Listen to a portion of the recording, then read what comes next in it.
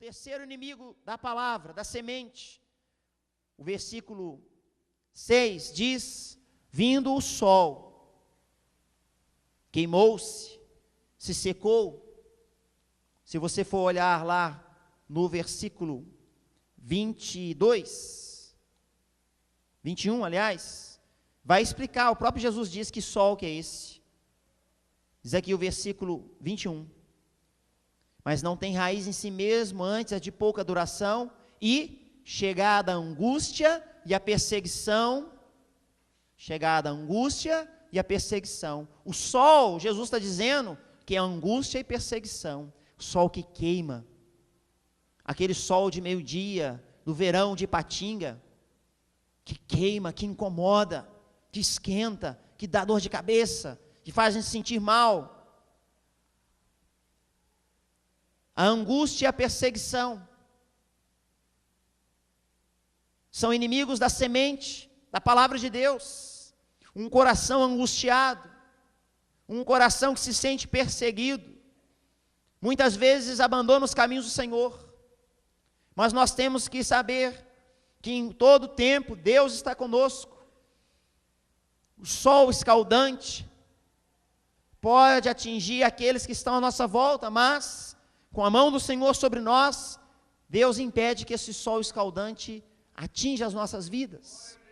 Por isso que a palavra de Deus mostra que quando o povo de Israel estava atravessando o deserto, Deus colocou para guiar o povo no deserto uma nuvem, que durante o dia essa nuvem era como que uma sombra, fazia sombra para o povo de Deus.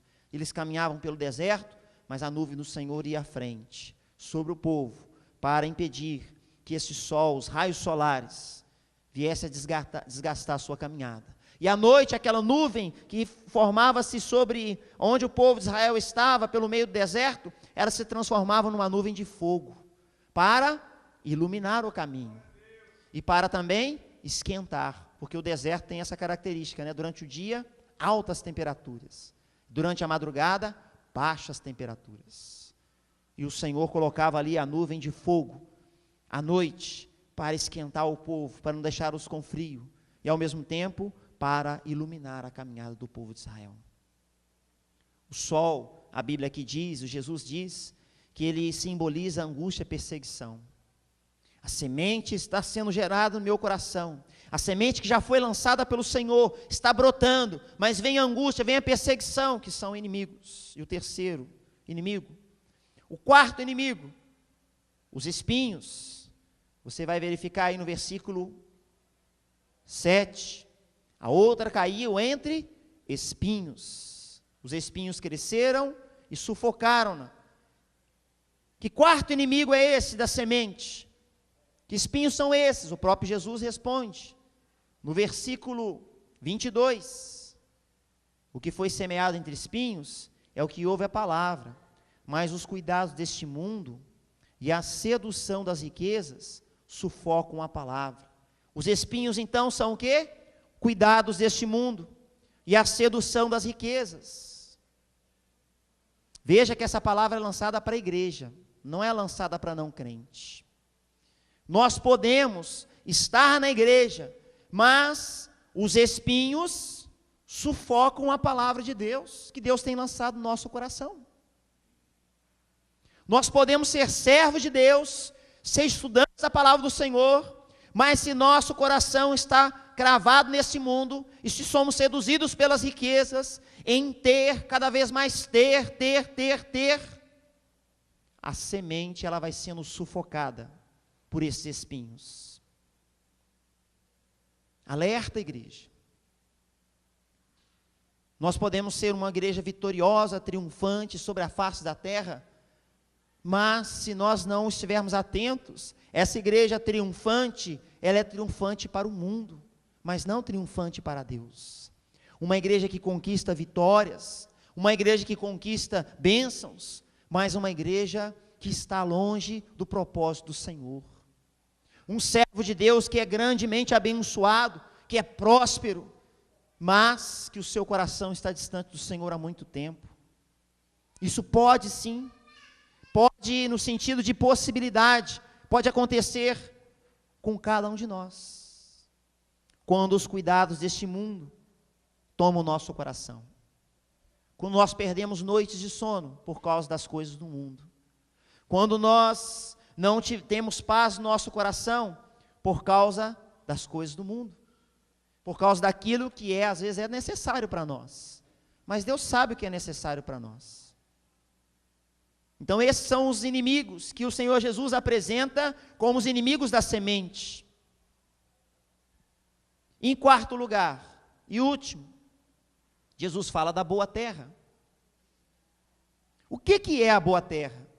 Para alguns, de forma equivocada, as pessoas pensam que a boa terra é aquela que não tem espinhos, é aquela que não está à beira do caminho. Boa terra é aquela que está sendo constantemente regada. Boa terra, segundo a palavra de Deus, e o texto aqui vai nos mostrar, que é aquela que dá fruto. É aquela que dá fruto. Fiquem muito atentos a isso. A boa terra não está isenta das aves voarem sobre ela.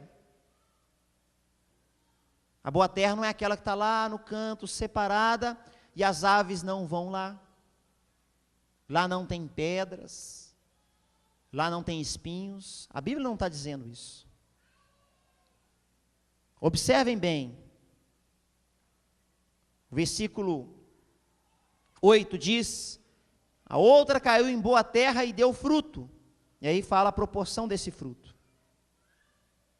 No versículo 23, diz: mas o que foi semeado em boa terra é o que ouve e compreende a palavra e dá o quê?